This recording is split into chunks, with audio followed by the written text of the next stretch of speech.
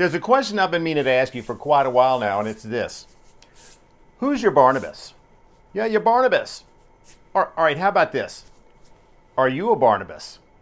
Well, what the heck am I talking about, and why does that even matter? Well, you need to stick around because you know what? It's Monday morning, everybody. Here we go.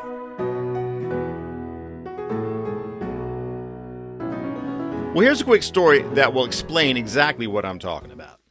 Now, my good friend Pete is a helicopter pilot, and Pete is currently working as a medevac pilot in Richmond. And just the other day, he was telling me about a recent flight where he had to go pick up a toddler that had been hit by a car.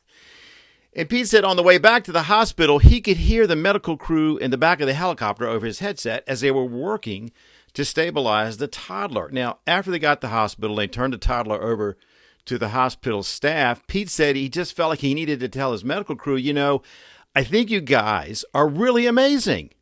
And in that instant, Pete was a Barnabas. The Bible is full of many truly interesting and cool characters, and Barnabas is just one of those. Now, his real name was Joseph, and he was a well-to-do early Jewish convert to Christianity who literally gave up everything to go spread the gospel. Now, some of you may be thinking right about now, gosh, that sounds similar to the story of the Apostle Paul, who you will remember before his conversion was a persecutor and murderer of Christians who went by the name of Saul. But if it wasn't for Barnabas, we might never have heard of the Apostle Paul. Now, it was actually the 12 apostles that gave Joseph the name of Barnabas, and what Barnabas means is son of encouragement. Son of encouragement. Isn't that cool? And it was Barnabas that stood up for Paul when the others questioned Paul's shady past and his legitimacy, and it was also Barnabas that helped Paul get his ministry started and encouraged him when he needed to get established. Funny thing is, it's Paul we always hear about, isn't it? So what's the takeaway? If you think about it for just a second, you'll realize that these days it seems like we're constantly trying to tear each other down, and it's rare when any of us act as a Barnabas, as an encourager.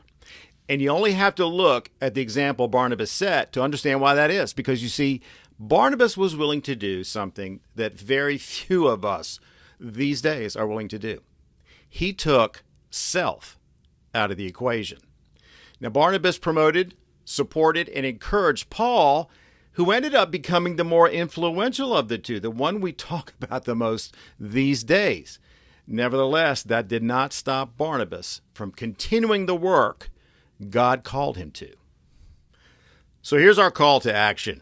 All right, starting today, I challenge you to work at becoming more like Barnabas. This is me being a Barnabas. Find a way to give words of encouragement to everyone you meet this week. Even if it's just a simple, I hope you're having a good day, you'll be taking the focus off of self and lifting someone else up. You can do it. We all can do it. The world so desperately needs it right now. And that's a wrap. As always, my friends, I pray that the Lord of peace himself will give you peace at all times and in every way. The Lord be with all of you. Have a great week. Stay strong. Keep the faith.